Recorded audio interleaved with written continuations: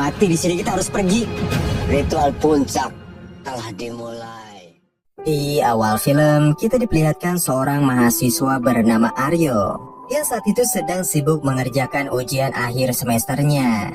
Tak lama kemudian dia pun bertemu dengan teman dekatnya yang bernama Raka, karena ternyata mereka berdua sudah merencanakan akan naik gunung lagi begitu ujian ini selesai. Lu masih punya orang tua, masih punya keluarga. Lu juga masih punya keluarga. Lu masih ada gua. Selain itu Aryo juga lagi malas tinggal di rumah semenjak ayahnya menikah lagi dengan perempuan lain, padahal ibunya baru aja meninggal dunia. Mendengar hal itu Raka berusaha menenangkan dengan mengatakan jika Aryo itu sebenarnya masih beruntung punya ayah yang masih peduli, sementara dirinya sendiri udah nggak punya siapa-siapa lagi.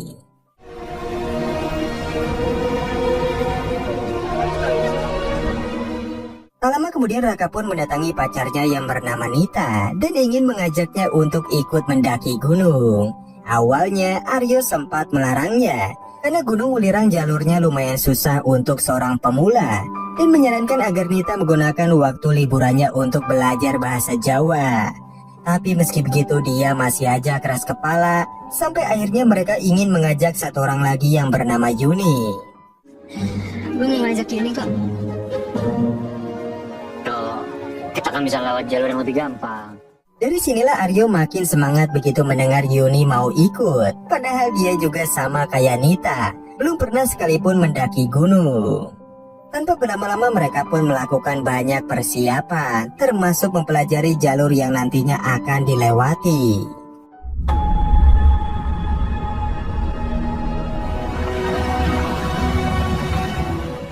Singkat cerita, 4 sekawan itu akhirnya berangkat. Di tengah perjalanan tiba-tiba Ibu Yuni menghubungi, tapi entah kenapa dia malah menolak panggilan tersebut.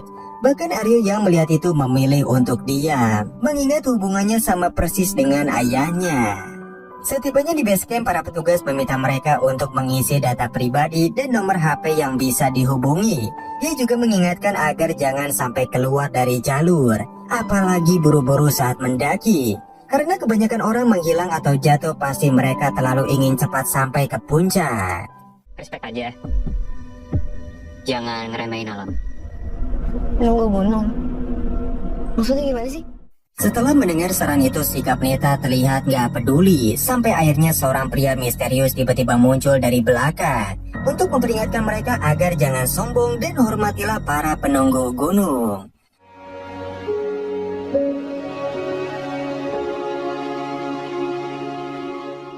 Saat mereka memulai perjalanan mendaki Gunung Welirang, Nita sempat pamer kalau dirinya bisa jalan lebih cepat daripada yang lain. Sementara itu di belakang Aryo mengambil kesempatan dalam kesempitan, di mana dia ingin tahu lebih banyak tentang Yuni dan juga keluarganya. Dari sinilah Yuni menjelaskan jika ibunya merupakan seorang paranormal dan kemampuan itu malah turun ke anaknya. Itulah alasan kenapa dia meminta Aryo agar jangan mendekatinya, apalagi memintanya untuk jadi pacar. Nyokap aku tuh aneh. Nyokap aku paranormal. Berarti kamu bisa lihat. Enggak sih, nggak mau. Di sisi lain Raka sempat menegur pacarnya agar jangan jalan terlalu cepat, supaya kinerja paru-paru dan jantung mereka tetap efektif, serta nggak terbebani. Menurutnya naik gunung itu adalah kesempatan untuk belajar introspeksi diri, dengan fokus pada perjalanan dan pengalamannya. Kita jadi bisa belajar lebih mengenal diri sendiri. Ayo dong, masa kalah sama aku? Ini apaan? Namun saat mereka akan melanjutkan perjalanan, langkah Nita tiba-tiba berhenti begitu melihat ada sebuah sesajen di bawah pohon besar. Dengan brutalnya si Nita malah menunjuk sesajen itu menggunakan kakinya. Dan Raka yang melihat itu memberitahu bahwa hampir di setiap gunung pasti ada sesajennya, sebagai bentuk penghormatan agar para pendaki tidak diganggu.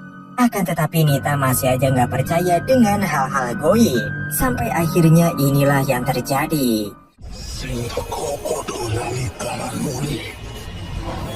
Yon, lo barusan ngomong. Di mana sosok mengerikan itu tiba-tiba muncul dan membisikkan sesuatu ke telinga Nita menggunakan bahasa Jawa, yang mungkin artinya pinjam dulu 100. Sontak Nita pun bertanya sama teman-temannya, apakah ada dari mereka yang mendengar suara tadi. Namun Raka, Yuni, dan Aryo nggak mendengar suara apapun. Sampai akhirnya mereka pun memutuskan untuk melanjutkan perjalanan. Aku duluan mau ya. Ini tunggu. Jangan ninggalin yang lain. Setelah kejadian itu Raka meminta pacarnya agar jangan berpisah dari rombongan. Akan tetapi dia masih aja buru-buru. Sampai akhirnya Nita malah salah memilih jalan, yang mana seharusnya mereka itu belok ke kiri, bukannya lurus ke depan. Sontak mereka bertiga pun yang panik langsung mengejar Nita dari belakang. Ya aku tuh nggak salah jalan, kamu lihat sendiri deh. Ini bagus banget pemandangannya. Bukannya menyesali atas perbuatannya, Nita malah gak merasa bersalah sedikit pun. Karena buktinya dengan jalan ini mereka bisa menemukan danau yang sangat indah. Secara tiba-tiba, Nita terpeleset ke dalam jurang. Dan Raka yang melihat itu langsung mengeluarkan tali dari dalam tasnya. Namun saat ingin mengambil tali tersebut, Nita merasa ada yang menarik rambutnya dari belakang. Seakan-akan ada sosok yang ingin membawanya ke dalam danau.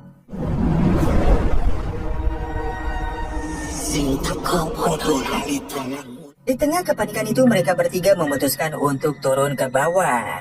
Setelah sekian lama mencari, akhirnya Yuni berhasil menemukan Nita yang lagi duduk di pinggir danau. Akan tetapi dia merasa ada yang aneh begitu melihat tatapannya yang kosong. Bahkan saat ditanya pun Nita hanya terdiam. Dan Raka mengira jika pacarnya masih dalam keadaan syok atau mungkin terkena hipotermia. Dia masih syok. Bisa jadi hipotermia. Oh, yuk bantu yuk. Dari sinilah berbagai kejadian horor mulai terjadi, di mana di dalam tenda sikap Nita semakin aneh, sampai akhirnya sosok itu mulai merasuki tubuhnya. Ali jangan mulai. Ojo kurang ajar. Dari kejadian itulah mereka pun memutuskan untuk membatalkan pendakian. Namun saat dalam perjalanan turun, Yuni merasa ada yang janggal, seolah-olah mereka dibuat kembali lagi ke tempat yang sama. Akan tetapi Raka dan Aryo meminta Yuni untuk terus berjalan ke depan tanpa memikirkan hal-hal yang aneh. Apalagi saat ini Nita kondisinya sedang membutuhkan pertolongan.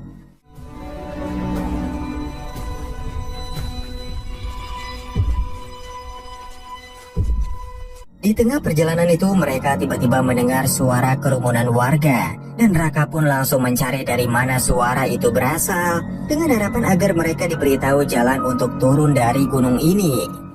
Orang sini. Mereka pasti tahu jalan turun. Semuanya dari tengah padang ilalang. Setelah mencari cukup lama, ternyata suara tersebut berasal dari tengah padang ilalang. Di momen inilah untuk pertama kalinya Raka melihat ada pasar di tengah gunung. Kemudian Aryo mencoba bertanya kepada salah satu pedagang yang ada di sana mengenai arah jalan turun dari gunung ini. Akan tetapi si bapak hanya diam, gak menjawab sepatah kata pun. Tapi meski begitu mereka kemudian memutuskan beristirahat sejenak. Raka akan membeli teh hangat untuk pacarnya, sementara Aryo dan Yuni akan pergi ke toilet. Mau ke toilet ya? Secara tiba-tiba, para warga yang awalnya terlihat normal mulai memperlihatkan wujud aslinya kepada Raka. Bahkan Nita yang seharusnya ada di samping pacarnya pun entah gimana caranya bisa ada di depan toilet duluan.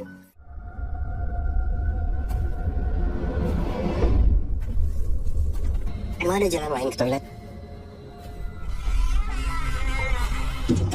Di momen inilah Aryo tiba-tiba mendengar suara gerasak gerusuk dari sebelah. Karena penasaran dia pun mengintip melalui celah-celah yang ada di papan dan melihat dengan jelas ada seorang penari ronggeng dengan wajah yang sangat mengerikan.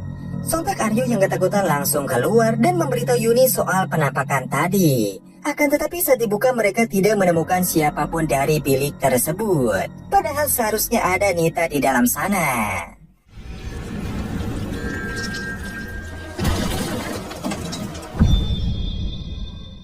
Tak lama kemudian mereka dikejutkan dengan suasana pasar yang berubah menjadi sepi. Bahkan dari tadi Nita hanya duduk di sana dengan tatapannya yang kosong. Sontak Aryo pun segera membangunkan Raka untuk memberitahu ada yang gak beres dengan tempat ini. Dan benar aja saat mereka nengok ke belakang, pasar tadi sudah menghilang tanpa jejak. Permisi Pak, ini semuanya pada kemana ya Pak?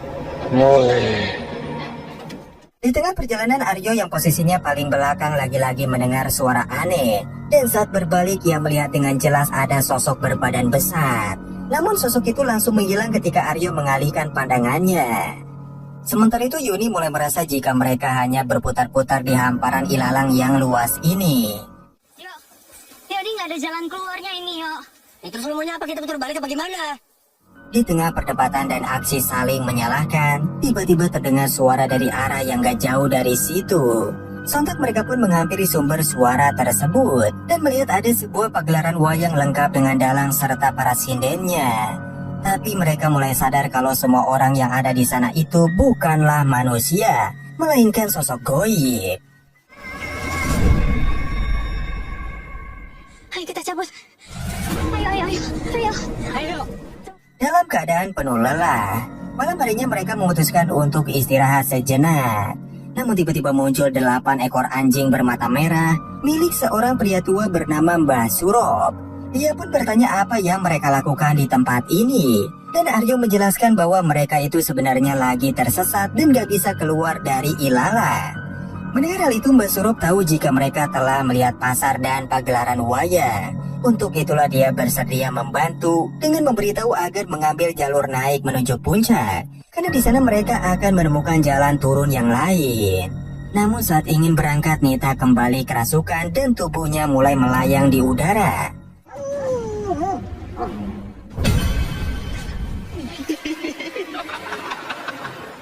Melihat hal itu, Mbah Surop langsung membantu agar wanita ini terlepas dari pengaruh goib tersebut. Pengaruh penguasa gunung. Sudah ditandai oleh penguasa gunung untuk dijadikan calon tumbal. Akan tetapi dia memperingatkan meski Nita sudah tenang, pengaruh penguasa gunung masih sangat kuat di dalam tubuhnya. Karena saat ini mereka ada di antara wilayah manusia dan wilayah goib, yang mana tempat ini dinamakan Dusun Mayit. Sejak awal Nita sudah ditandai sama penguasa gunung untuk dijadikan tumbal.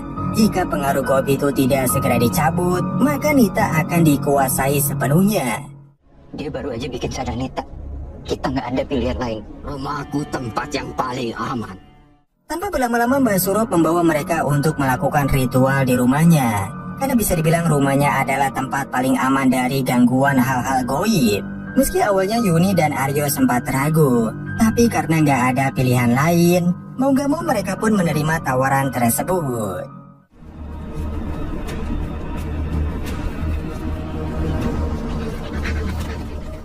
Setibanya di rumah Mbah Surop, Aryo melihat ada sebuah dupa yang terus menyala, yang mana fungsinya untuk melindungi rumah tersebut agar keberadaan mereka tidak tercium oleh penduduk Dusun Mayit. Tak lama kemudian Mbah Surop memperkenalkan anaknya yang bernama Amari, di mana dia sedang sakit dan sengaja dikurung di dalam keranda kayu ini.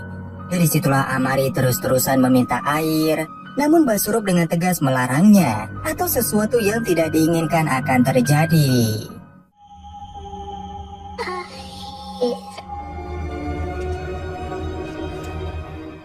Sementara itu Yuni diminta untuk mengganti pakaian Nita dengan kain batik untuk memulai ritual. Saat Mbah Surop mulai membacakan mantra-mantra menggunakan bahasa Jawa, di momen itulah sosok penguasa gunung kembali merasuki tubuh Nita dan mengatakan jika raga wanita ini sudah menjadi miliknya. Kon tak tetek nongonku. Setelah proses ritual selesai, Mbah Surop memperbolehkan mereka untuk pergi dari rumah ini.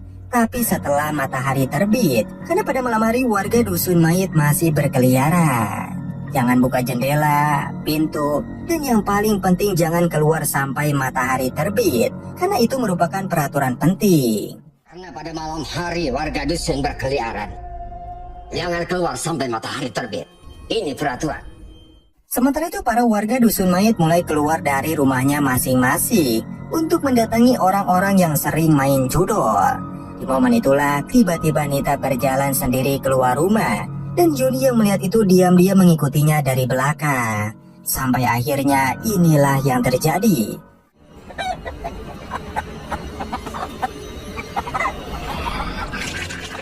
Sontak Yuni pun membangunkan Mbah Surop untuk memberitahu jika sosok itu masih ada di dalam tubuh temannya. Dari situlah Mbah Surop akan mencari Nita yang menghilang Sementara mereka bertiga diminta agar jangan sekali-kali keluar dari rumah ini. Dalam pencarian itulah Mbak Surop mendengar sesuatu dari arah semak-semak, yang mana ternyata itu adalah Nita. Dari sinilah tiba-tiba sosok mengerikan lainnya muncul, menarik tubuh Nita dan Mbak Surop dari belakang secara bersamaan.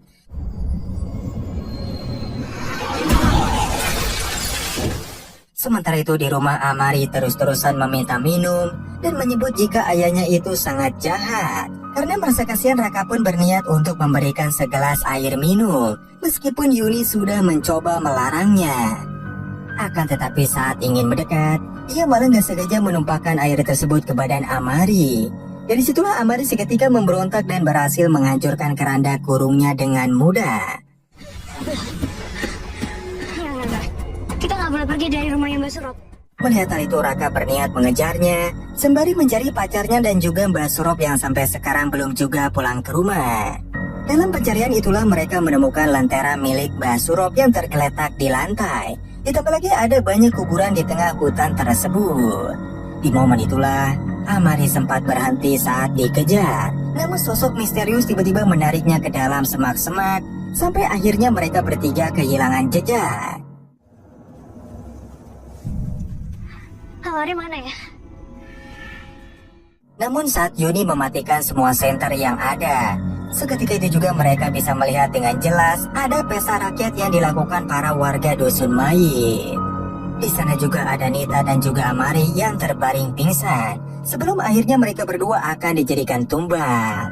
Tak hanya itu, ternyata ada pendaki lainnya yang terjebak ke alam goib. Dan konon kabarnya sosok-sosok ini dulunya adalah para pendaki yang telah dinyatakan menghilang.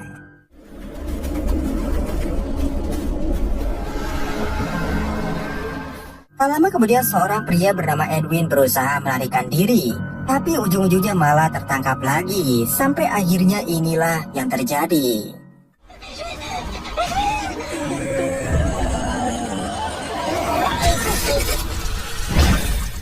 Setelah melihat kebrutalan itu, Raka nggak sengaja menginjak ranting. Dan dari suara itulah membuat keberadaan mereka jadi ketahuan. Sontak para warga dusun mayit pun mulai mengejar. Sementara itu ketiganya berusaha bersembunyi di dalam sebuah gua dan menutup celah-celahnya menggunakan batu besar.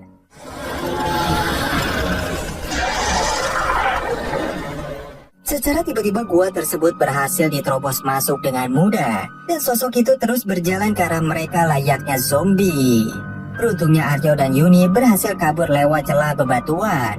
Namun sayangnya Raka yang posisinya paling belakang malah terjatuh dan ujung-ujungnya tertangkap sama warga dusun.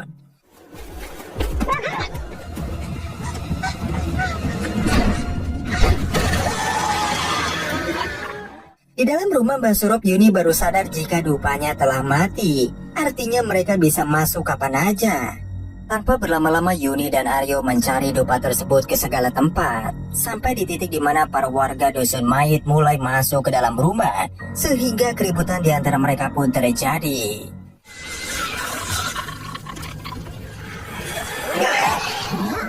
Awalnya Aryo berusaha melawan menggunakan balok kayu. Tapi sayangnya sosok itu kebal terhadap serangan fisik dan mereka berdua akhirnya dibawa ke tempat ritual. Kita di mana ini ya? Begitu sadar dari pingsannya, Aryo dan Yuni sudah dikurung di dalam sangkar. Sementara di sangkar lainnya ada Mbak Yono dan Raka. Di momen inilah kita baru tahu jika selama ini Mbak Surop ini merupakan bagian dari warga dusun mayit. Orang-orang yang terpilih untuk jadi calon tumbal. Kalau kuat dia bisa menolak, tapi kalau lemah akan langsung ditetapkan jadi tumbalnya. Sudah hampir 10 tahun Mbak Surop terjebak di desa ini dan hampir lupa sisi kemanusiaannya. Sampai 1 tahun yang lalu ia melihat anaknya sendiri telah tertangkap dan akan dijadikan tumbal yang ke-20. Itulah alasan kenapa dia menyembunyikan Amari secara diam-diam sambil berpura-pura jadi warga dusun yang setia. Kita bakal selamat, kita bakal pulang. Setelah mendengar cerita itu, Yuni mulai merasa putus asa. Takut jika mereka semua akan mati di tempat ini. Akan tetapi Aryo berusaha menguatkan bahwa mereka semua akan pulang ke rumah dengan selamat. Secara tiba-tiba, suara gamelan mulai berbunyi, menandakan jika ritual puncak akan segera dimulai.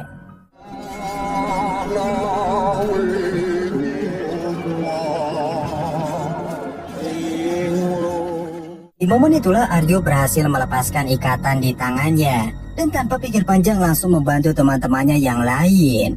Dari situlah mereka pun berdiskusi gimana caranya menyelamatkan Nita dan Amari dari ritual ini. Satu-satunya rencana adalah Aryo akan memancing warga desa agar mengejarnya, sehingga yang lain bisa menyelamatkan Nita dan Amari. Lalu setelah itu berlindung di rumah Mbah Surop sampai matahari terbit.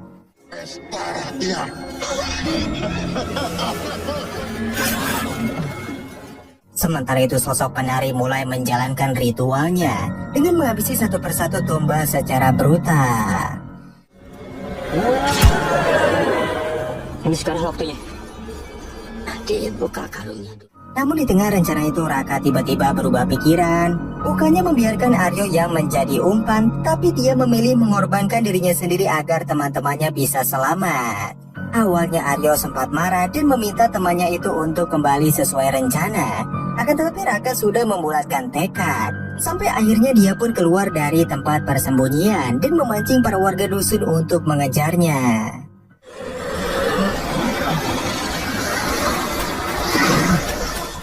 Setelah tempat ritual itu kosong, barulah Aryo, Yuni, dan Mbah Surop bergegas menyelamatkan Amari dan Nita. Namun dalam pelarian itu, Aryo sempat mengambil jalan yang salah sehingga berpapasan dengan warga dusun mayit yang berada di semak-semak.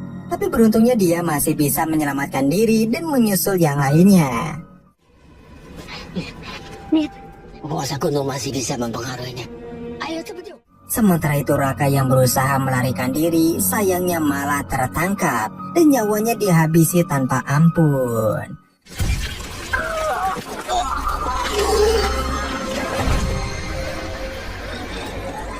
Bahkan Yuni, Nita, Amari, Aryo, dan Mbah Surop yang kehabisan tenaga juga dikepung dari segala sisi. Sampai di titik di mana para warga dusun membawa jenazah Raka untuk dijadikan tumbal.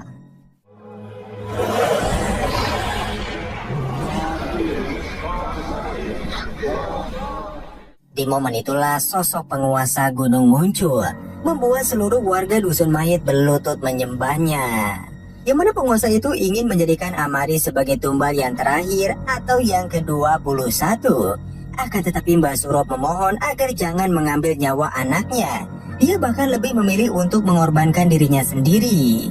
Dari situlah Mbah Surop pun menitipkan Amari kepada Aryo dan yang lainnya. Karena yang mereka mau itu cuma satu orang. Artinya Yuni, Aryo, Amari, dan Nita bisa pergi dari tempat ini dengan selamat.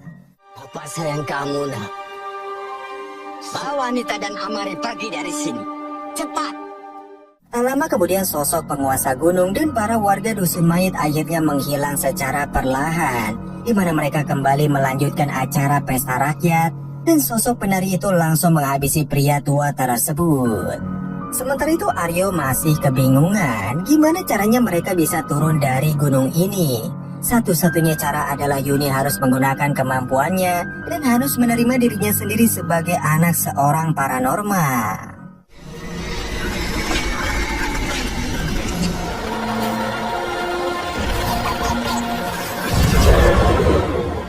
Di pagi harinya mereka semua pun terbangun dari pingsannya seiring dengan munculnya matahari.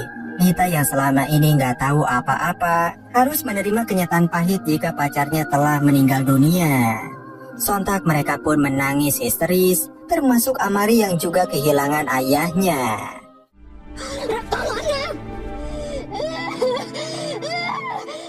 Tak lama kemudian tim SAR akhirnya berhasil menemukan mereka di TKP.